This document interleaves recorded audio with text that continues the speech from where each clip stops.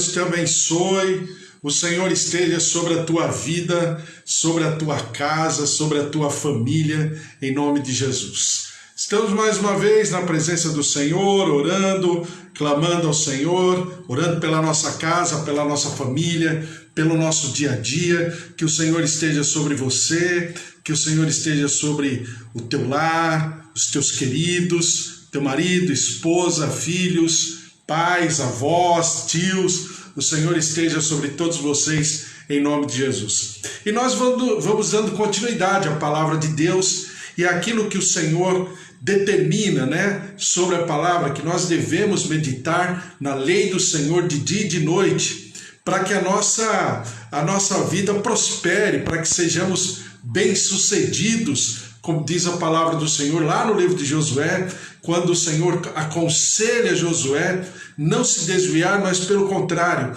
estar meditando na palavra do Senhor todos os dias, e que esta palavra esteja sobre a tua vida, sobre a tua casa, a tua família, em nome de Jesus. Nós vamos começar hoje um outro livro, o último livro do Antigo Testamento. O Antigo Testamento tem 39 livros, Desses 39, 17 são históricos. Depois vem os 5 livros poéticos.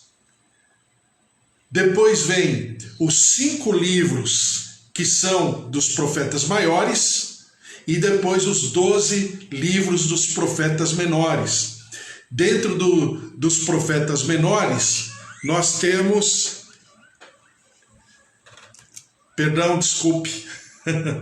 Nós temos aí uma condição maravilhosa, que é a palavra do Senhor se derramando e se estabelecendo através dos profetas menores, e tudo aquilo que ele tem para a nossa vida, para a nossa casa, a nossa família.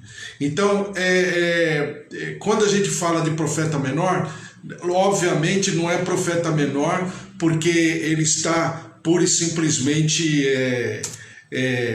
vamos dizer assim, porque ele é menor em relação aos outros. Não, ele é menor no tamanho, porque é menos capítulos e menos versículos. Então são mais ou menos, os profetas menores são 67 capítulos no total, dos 12 profetas, sendo que na média são 16 capítulos por livro.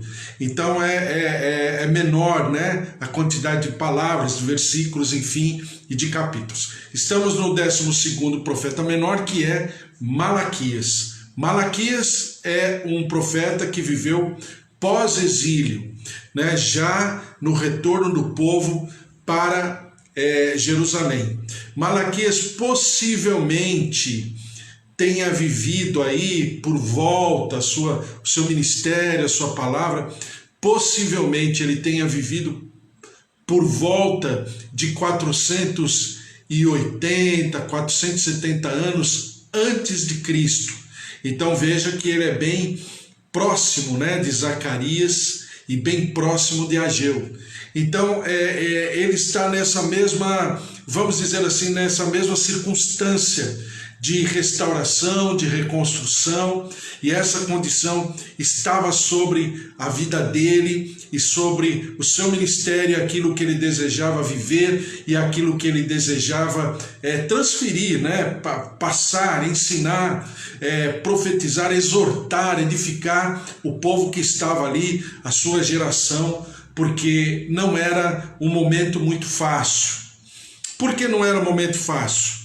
Porque, vamos dizer assim, ainda que Neemias e Esdras tenham vivido, tenham ensinado o povo a voltar os seus olhos para Deus, a estarem restaurando o culto, o louvor, a adoração ao Senhor, o ofício sacerdotal, que não houvesse mais casamentos misturados, casamentos mistos, mas que houvesse todo um posicionamento de caráter, de idoneidade, sobre governo, sobre sacerdócio, sobre povo, sobre cultura, tradição, a língua hebraica, uma série de coisas. Então Malaquias, ele já está vivendo um pouquinho o resultado disso.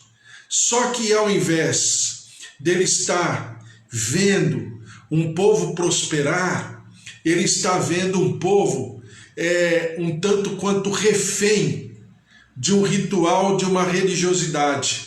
De uma religiosidade que eu digo aqui no mau sentido, religiosidade. Então é engraçado isso, né? Mas você percebe que Malaquias, ele está exatamente vivendo o momento em que o povo fazia o seu sacrifício, o povo cumpria com todas as suas, vamos chamar assim, obrigações religiosas, os sacerdotes estavam no templo, o templo já havia sido reconstruído, né, através de Esdras e a sua geração. Os muros de Jerusalém já haviam sido reconstruídos através de Neemias e a sua geração. O povo havia se arrependido através de Ageu e Zacarias. Então você poderia, aliás, é a tônica do livro de Malaquias. Então, qual o problema? Qual o erro? Exatamente isso, porque estava tudo normal, estava tudo aos olhos, né, naturais, aos olhos físicos, estava tudo muito bem. Só que faltava o quê? Sentimento, faltava liga, faltava conexão. Eu conversava com um amigo ontem, por incrível que pareça, né? Olha como as coisas de Deus são. E eu conversava com um amigo ontem sobre o Brasil, né? E ele falava assim, e eu não estou recriminando ele porque ele falava dessa maneira, não, pelo contrário.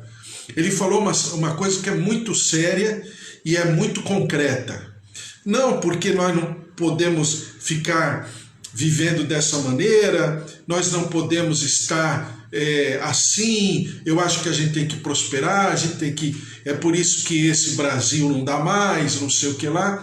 E dentro do ponto de vista dele, dentro daquilo que ele está vivendo, dentro daquilo que ele está acompanhando como brasileiro e tudo mais, que tem família, que tem esposa, que tem filho, ele estava falando uma realidade, ele estava apontando uma realidade. E ele ainda chega no momento da nossa conversa que ele indaga, mas e as coisas de Deus? E por que as coisas de Deus não acontecem? Aonde está o povo de Deus? Porque a gente se derramou, a gente se prostrou, a gente buscou, a gente tem feito, vamos dizer assim, congressos, pregações, igrejas, ministros do Senhor, ministérios grandes, né, igrejas superlotadas, né? Tem ministérios aí, igrejas que se reúnem às 5 horas da manhã, 6 horas da manhã, 7 horas da manhã, 9 horas da manhã, meio-dia, 2 horas da tarde, 4. A gente cansa até de falar a agenda, quem dirá, né? Esses pastores e todos, pregadores que estão ali à frente, e o que é disso tudo? Né? Em outras palavras, agora sou eu que estou falando, dentro daquilo que ele estava falando, o Brasil nunca esteve tão evangélico como está hoje. Né? São milhares e milhões de tidos evangélicos, né? Que segundo a revista Veja, porque a Bíblia não chama ninguém de evangélico, mas a revista Veja chama. Então, segundo a revista Veja, são milhões de evangélicos, né? Os prognósticos, o pessoal que faz pesquisa, né? O pessoal do IBGE, são tantos milhões que até 2040 seremos tantos evangélicos e tal. Mas do outro lado, o Brasil nunca esteve tão violento, nunca houve tanto feminicídio, né? Nunca houve tanto tráfico de drogas, milícias, traficantes, governo paralelo em muitos rincões do Brasil e também nas capitais, em todos os lugares, né? Onde o governo paralelo, ou seja da milícia, ou seja do tráfico de drogas, comanda aquela região, distribuição de gás, distribuição de internet, banda larga, distribuição de TV a cabo, tem toque de recolher, linha de ônibus comandada, vans, lotação, né? As lotações são comandadas, enfim. Por quê? Qual a razão? Então Malaquias, ele expressa exatamente esse momento que o povo está vivendo. Que momento é esse? Que situação é essa? O que está acontecendo?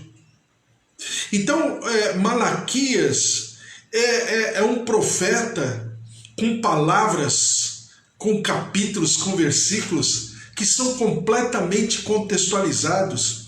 A palavra de Deus é tão rica, é tão maravilhosa, que faz com que nós possamos prestar atenção e vivenciar e nos, vamos dizer, nos indagar e ao mesmo tempo sermos também resposta, né? Não termos apenas a resposta, mas sermos a resposta do que está acontecendo. Por que esse termômetro?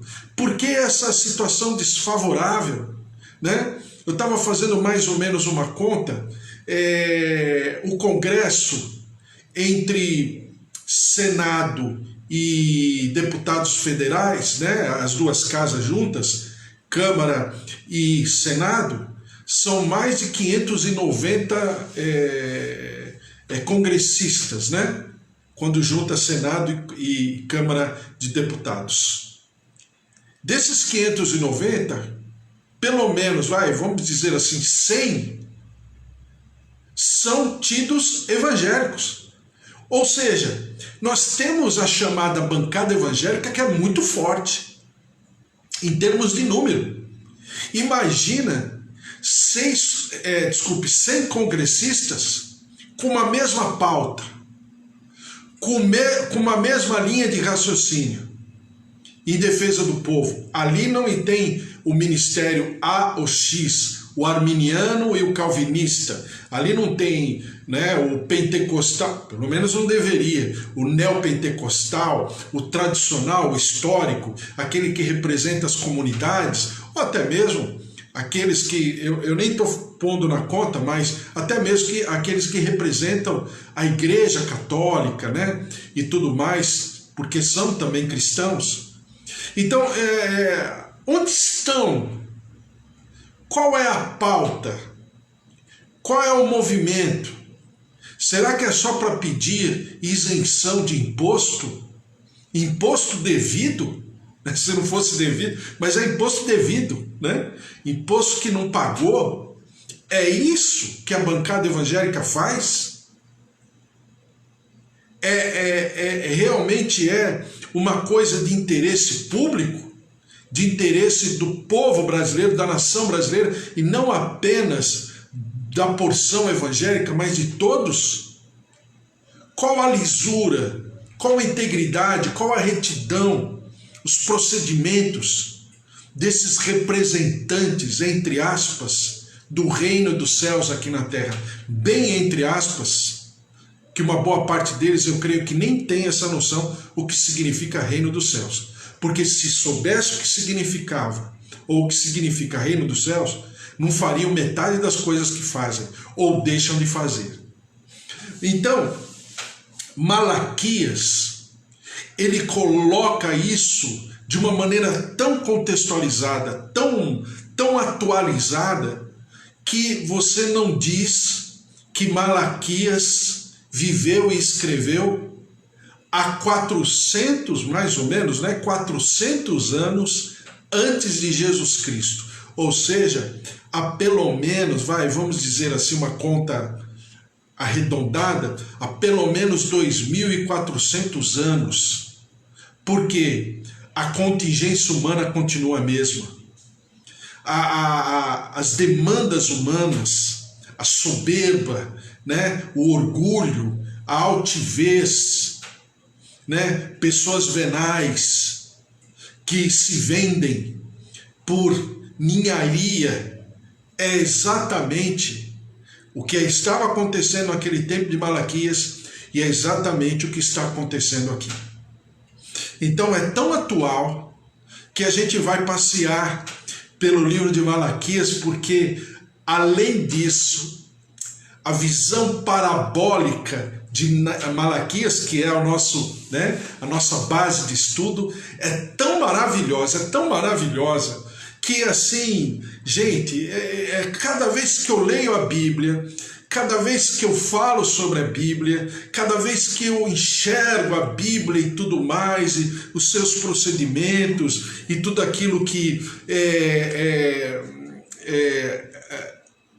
a Bíblia significa, ela é maravilhosa, ela é contextualizada, ela é atualizada todos os dias. É por isso, todas as vezes que eu leio a Bíblia, sempre o Senhor tem algo a dizer, sempre o Senhor tem algo a ensinar, sempre o Senhor tem algo a exortar, sempre o Senhor tem algo a disciplinar. E de coração, nós nos derramamos diante da presença do Senhor, né? Bom dia, tia Rosária, bom dia, Eva, bom dia, Deus abençoe também você aí do Facebook, você aí do Instagram, o Senhor esteja sobre a tua vida. Kátia, Deus abençoe, um beijo para todos aí na tua casa, na tua família, o pessoal de Valinhos. Deus abençoe também a Cida, Deus abençoe o Bispo Antônio, Eva, todos vocês, o Senhor esteja sobre a vida de vocês em nome de Jesus. Então, eu vou começar a ler Malaquias e a gente vai pontuando exatamente essa situação. Vamos lá. Malaquias capítulo 1, diz assim: sentença pronunciada pelo Senhor contra Israel, por intermédio de Malaquias. Sentença pronunciada, ou seja, o Senhor está convocando o povo para uma conciliação de contas. Sabe aquilo que que o nosso pessoal, o pessoal que trabalha com contabilidade, com número, coisas fiscais, o fisco, impostos, imposto de renda fazem? Chega num momento, um período, que é feita uma conciliação de contas. Quando fala para a empresa é balancete ou balanço, é feito um balanço, o que pagou, o que vendeu, o que comprou, quanto ganhou, quanto investiu. Então é feita uma conta, aquilo se chama conciliação de contas. E o Senhor aqui convoca o seu povo a uma conciliação de contas. Há uma, vamos dizer assim, há uma convocação do condomínio, É uma reunião de condomínio. Porque o condomínio chamado Israel está procedendo de maneira desfavorável à vontade de Deus, aquilo que o Senhor queria. Mas o Senhor ele não assim confronta de bate-pronto, não.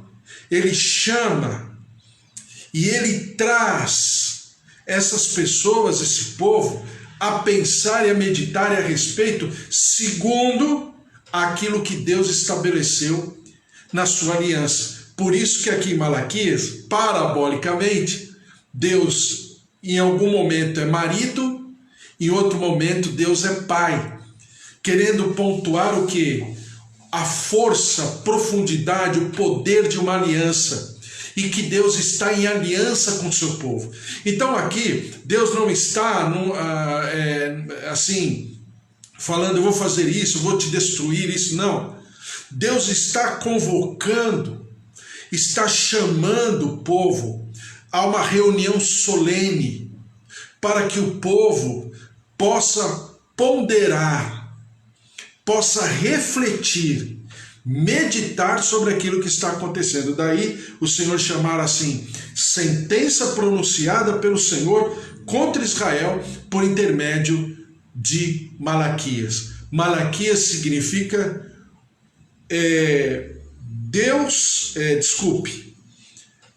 o mensageiro, ou Deus falando, o meu mensageiro. Então Malaquias significa dar uma mensagem, falar a respeito de algo que ele foi enviado para falar, como se ele fosse um correio, né? Um correio físico, orgânico, né? Alguém que está trazendo a mensagem de outro alguém, e esse alguém é Deus, e Deus está mandando essa mensagem através de Malaquias. Malaquias, o meu mensageiro, o mensageiro. Então vamos lá.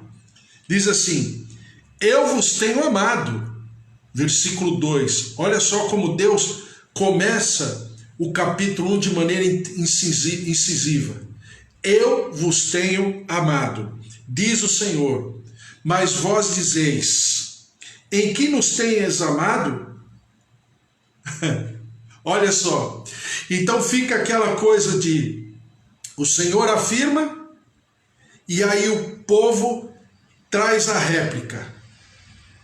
E aí o Senhor traz a tréplica, né? A gente tá aí às portas de uma eleição e sempre tem esses debates políticos, né?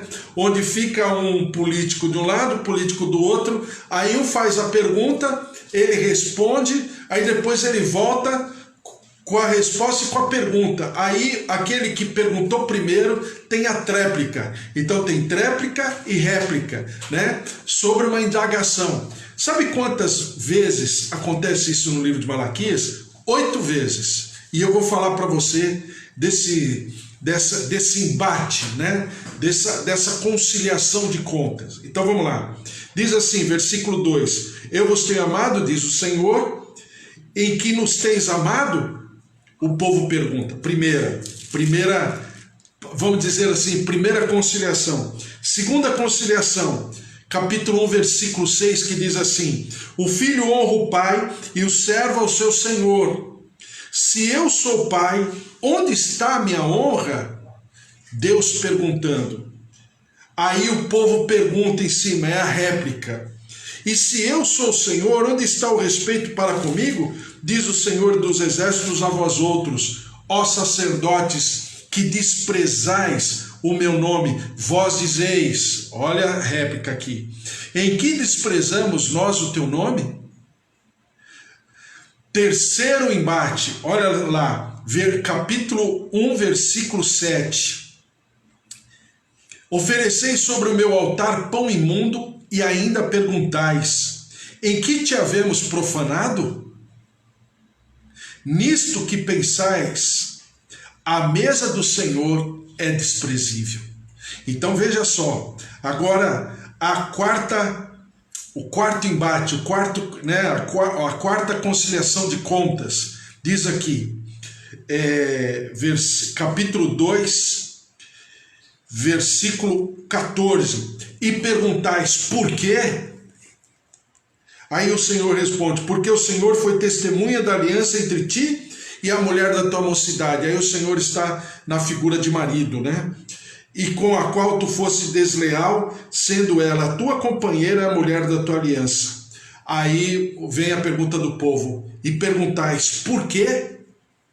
Quer dizer, Deus está numa sintonia, Deus está numa condição espiritual e o povo está completamente diferente, desassociado. O povo está completamente alienado em relação àquilo que Deus deseja, em relação à vontade do Senhor, aquela que é boa, perfeita e agradável. Diz aqui na quinta conciliação, capítulo 2, versículo 17: enfadais o Senhor com vossas palavras e ainda dizeis, em que enfadamos? O povo pergunta. E aí, nisto que pensais, qualquer que faz o mal, passa por bom aos olhos do Senhor, e desses é que ele se agrada. Ou, onde está o Deus do juízo? Quer dizer, o Senhor pergunta, eu estou me agradando do procedimento de vocês? Ou eu pergunto, cadê o meu juízo? Ou seja, cadê a justiça? Cadê os procedimentos de acordo com aquilo que eu ensinei? Sexta audiência, ou sexta conciliação de contas, né, que diz assim, Malaquias capítulo 3, versículo 7. Desde os dias dos vossos pais, vos desviastes dos meus estatutos e não os guardastes. Tornai-vos para mim, e eu me tornarei para vós outros, diz o Senhor dos Exércitos. Mas vós dizeis, em que havemos de tornar? O povo estava perdido de tal maneira que o povo não estava nem entendendo que o povo estava perdido. Aí o povo pergunta, aí Deus fala, né? Olha, se encontrem, venham estar comigo. Aí o povo pergunta para Deus, mas me encontrar? Por quê? Eu estou perdido? Sétima conciliação, diz assim no versículo 8. Roubará o homem a Deus? Capítulo 3, versículo 8. Todavia vós me roubais e dizeis, em que te roubamos? E aí Deus responde, nos dízimos e nas ofertas. Oitava conciliação, oitava e última conciliação, Malaquias capítulo 3, versículo 13. Diz assim, as vossas palavras foram duras para mim, diz o Senhor. Mas vós dizeis, que temos falado contra ti? Ou seja, tipo assim, né? Meu Deus. Como se Deus falasse, meu Deus, né? Meu Deus, que povo mais desconectado, mais irresponsável, alienado, completamente cegado na sua compreensão, no seu discernimento. Não está entendendo o que está acontecendo. E aí vem a parábola da historinha. Sempre que a gente fala, né? Eu falo para você o que é parábola. A parábola é uma história que a gente conhece, que a gente tem domínio, que a gente tem conhecimento, tem entendimento. Pega aquela história e paralelamente põe uma história que diz respeito a mim, diz respeito à minha circunstância, ao meu contexto de vida, aquilo que eu estou vivendo, e a partir dessa comparação eu vou aprender. E aí vem no versículo 2 de Malaquias capítulo 1, né? E eu não vou falar aqui hoje, mas amanhã a gente conversa a respeito, diz assim, eu vos tenho amado, diz o Senhor, mas vós dizeis, em que nos tens amado? Não foi Esaú, irmão de Jacó? Disse o Senhor, todavia amei Jacó, porém aborreci a Esaú, e fiz dos seus montes uma assolação, e dei a sua herança aos chacais do deserto. E é exatamente em cima disso que a gente vai pensar a respeito, vai começar a pensar sobre o que Malaquias está querendo falar conosco. Claro, quando eu falo Malaquias, não é Malaquias, mas o que Deus, através do seu Espírito Santo, quer falar conosco, quer nos ensinar, nos exortar, até para que possamos entender o que está acontecendo, até para que nós possamos nos posicionar em intercessão, em oração, pela nossa casa, pela nossa família, pela nossa geração, pelo nosso país, pelo nosso governo, por esses nossos representantes, né? Quando eu falo nossos representantes, não é porque tem que fazer alguma coisa ligada à igreja, ao meu ministério, não é nada disso, mas que nós os colocamos lá para serem instrumentos de Deus, para serem a voz, desculpe, e eu vou falar para você melhor o que significa, mas para serem a voz profética de Deus lá, não para defender, não para dar isenção de imposto, não é isso, mas para falar de um sentimento de um Deus que ama um país, que ama um povo, que deseja esse povo restaurado, reconstruído, que deseja essa nação que é rica em natureza, que natureza maravilhosa, né? Nós temos uma terra maravilhosa, nós temos rios, paisagens, pântanos, né? Mangues, florestas, mar, né? Tanta coisa. A fauna é rica. Ainda hoje, né, os estudiosos estão catalogando passarinhos, pássaros, né, aves, animais, insetos, flores, árvores, plantas, até hoje ainda, fazendo, nos mostrando o que significa essa terra. E do outro lado, um povo tão miserável, tão pobre, tão carente, tão enfermo, em todos os sentidos. Por quê? É exatamente o que nós vamos pensar nesses dias através do livro do profeta e das mensagens maravilhosas que o profeta Malaquias tem para nos ensinar.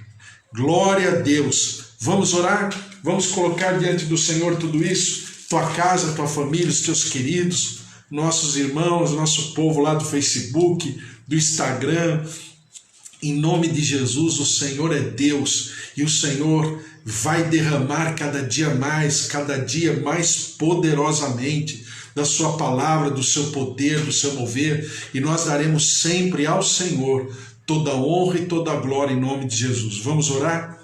Senhor, nosso Deus, nosso Pai, nós te louvamos, eu te agradeço por cada vida, cada família, cada, Senhor, lar que eu coloco aqui diante do Senhor todos os dias.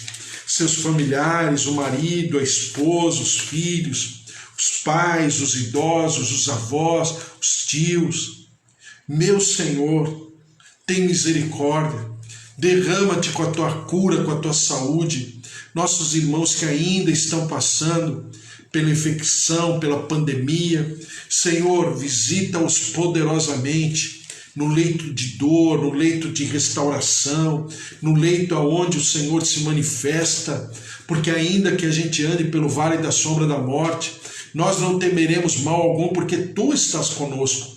Por isso, ó Deus, derrama-te, vem com a Tua cura, com a Tua saúde, nossos queridos, ó Deus, em nome de Jesus, e nós Te louvaremos sempre.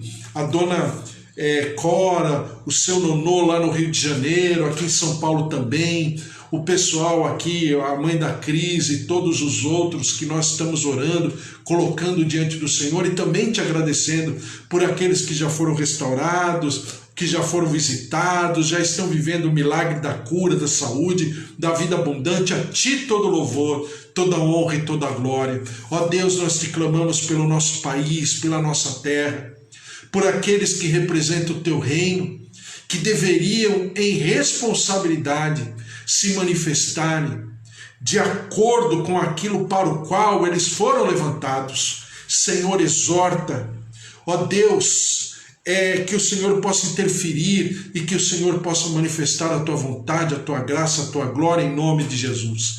E também, ó Deus, sobre os nossos governadores, os nossos prefeitos, secretários de saúde, uma boa parte deles são venais, são pessoas vendáveis, que se deixam corromper por ninharia, por uma riqueza escusa, por uma riqueza roubada de brasileiros que estão morrendo, que estão pelos hospitais, pelas filas desse país, nos hospitais, porque não tem leito, porque não tem atendimento, porque não tem escola, porque, Senhor, em nome de Jesus, tem misericórdia da nossa terra, perdoa o nosso pecado, perdoa o sangue do inocente que está derramado nessa terra. Nós colocamos diante do Teu altar, humilhados, arrependidos, diante do Senhor, para que o Senhor sare a nossa terra, para que o Senhor restaure o nosso país, para que o Senhor reconstrua as nossas vidas como povo, como nação, e nós Te daremos sempre todo louvor, toda honra e toda glória, e que o amor de Deus Pai, a vida vitoriosa em Jesus Cristo e as consolações do Espírito Santo da promessa se derramem sobre a tua vida, a tua casa, a tua família, e que você tenha essa vida abundante, porque se Deus é por nós, quem será contra nós? Se o Senhor é o nosso pastor, de nada nós teremos falta, porque o mesmo Deus que um dia te chamou das trevas para a sua maravilhosa luz, é o mesmo Deus que vai cumprir com todas as suas promessas. O nosso Deus é o Deus da aliança sobre a tua vida, sobre a tua casa, sobre a tua família, em nome de Jesus. Amém. Amém? Até amanhã, às 10 horas, tem mais. Um beijo para vocês. Deus abençoe, fiquem na paz. Tchau, tchau. Beijo, beijo, tia Rosária. Deus abençoe, Bispo Antônio. O Senhor esteja sobre a tua vida, em nome de Jesus. Glória a Deus. Deus abençoe. Um beijo. Fiquem na paz.